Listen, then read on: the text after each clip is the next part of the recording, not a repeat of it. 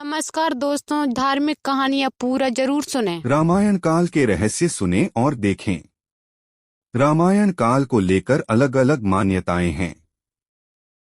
ऐतिहासिक साक्ष्य नहीं होने के कारण कुछ लोग जहां इसे नकारते हैं, वहीं कुछ इसे सत्य मानते हैं। हालांकि इसे आस्था का नाम दिया जाता है, लेकिन नासा द्वारा समुद्र में खोजा गया रामसेतु ऐसे लोगों की मान्यता को और पुष्ट करता है। आइए देखते हैं कुछ ऐसे ही साक्ष्य जो रामायण काल के अस्तित्व को स्वीकारते हैं। कहा जाता है कि लंकापति रावण के महल, जिसमें अपनी पटरानी मंदोदरी के साथ निवास करता था, के अब भी अवशेष मौजूद हैं।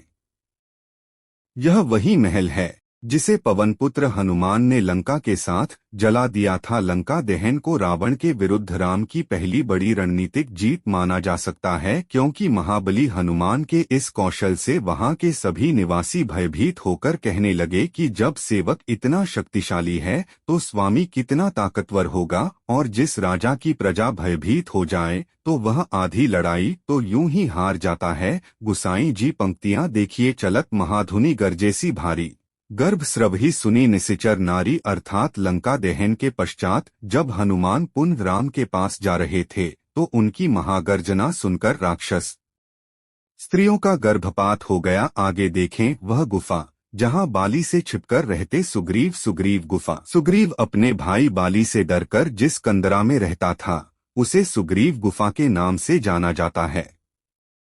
यह ऋष्यमुख पर्वत पर स्थित थी। ऐसी मान्यता है कि दक्षिण भारत में प्राचीन विजयनगर साम्राज्य के विरूपाक्ष मंदिर से कुछ ही दूर पर स्थित एक पर्वत को ऋष्यमुख कहा जाता था, और यही रामायण काल का ऋष्यमुख है।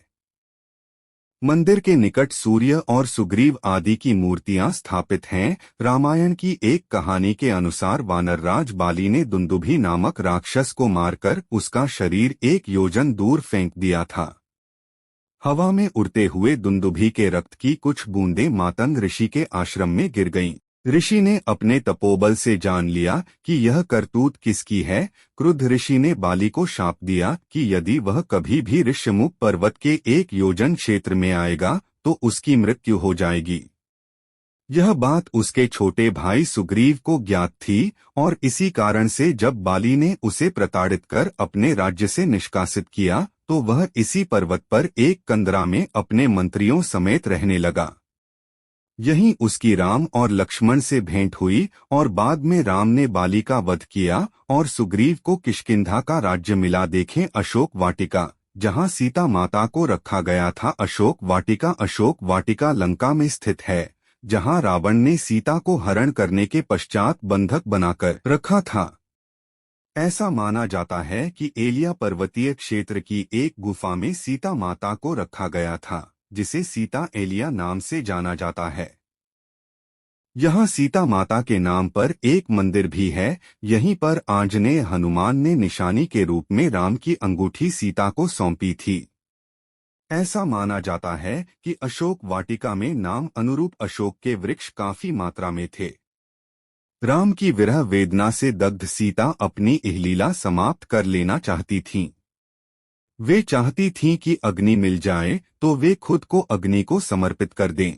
इतना ही नहीं, उन्होंने नूतन कोंपलों से युक्त अशोक के वृक्षों से भी अग्नि की मांग की थी। तुलसीदास जी ने लिखा भी है, नूतन किसलय अनल समाना, देहि अग्नि जन कर ही निदाना।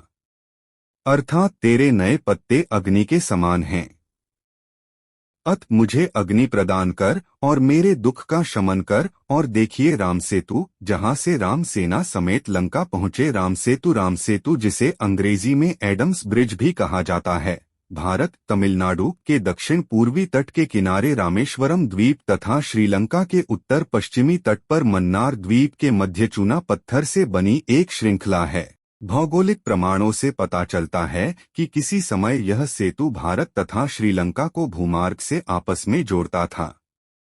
यह पुल करीब 18 मील 30 किलोमीटर लंबा है। ऐसा माना जाता है कि 15वीं शताब्दी तक पैदल पार करने योग्य था।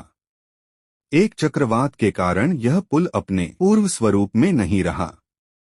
रामसेतु एक बार फिर तब सुर्खियों में आया था जब नासा के उपग्रह द्वारा लिए गए चित्र मीडिया में सुर्खियां बने थे, समुद्र पर सेतु के निर्माण को राम दूसरी बड़ी रणनीतिक जीत कहा जा सकता है, क्योंकि समुद्र की तरफ से रावण को कोई खतरा नहीं था और उसे विश्वास था कि इस विराट समुद्र को पार कोई भी उसे चुनौती नहीं दे सकता। गोस्वामी तुलसीदास जी के मुताबिक जब दशानन रावण ने समुद्र पर पुल बनने की बात सुनी तो उसके 10 मुख एक साथ बोल पड़े, बांध्यो जलनिधि नीरनिधि जलधि सिंधु बारिश सत्य तोयनिधि कंपति उद्धि पयोधि नदीश। मानस के इस दोहे में आपको समुद्र के 10 पर्यायवाची भी मिल सकते हैं। मानस और नासा से इतर महाकवि जयशंकर प्रसाद की पंक्तियों में भी राम सेतु होने के संकेत मिलते हैं। सिंधुसा विस्तृत और अथाह, एक निर्वासित का उत्साह दे रही, अभी दिखाई भग्न मग्न रत्नाकर में वहरा। दोस्तों, ऐसे धार्मिक कहानियाँ जानने के लिए हमारे YouTube चैनल को लाइक और सब्सक्राइब करना ना भूलें।